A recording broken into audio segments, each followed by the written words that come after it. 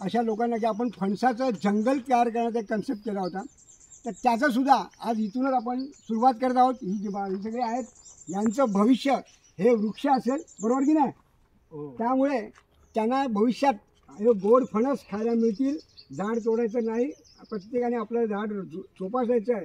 हे झाड कसं मोठं जंगल फणसाचं जे जंगल करतो त्याला आपण सुरुवात करत आहोत. आपण इकडे आता काही 100-1 झाडं आजूबाजूला हे करत आहोत.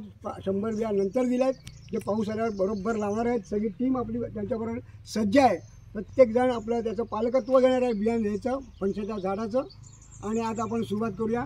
चला दादा गावडे, तुमच्या हस्ते सुरुवात. या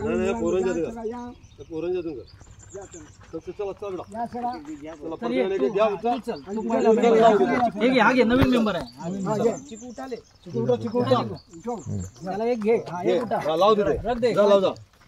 पुढे मध्ये ठेव असं लावा मध्ये ठेव बिंदास.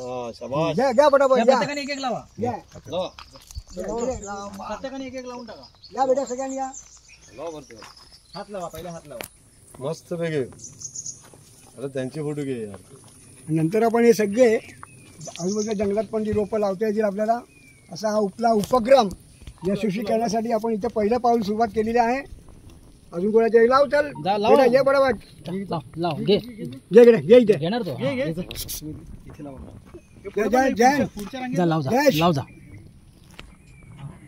जयेश त्याला पण कळलं.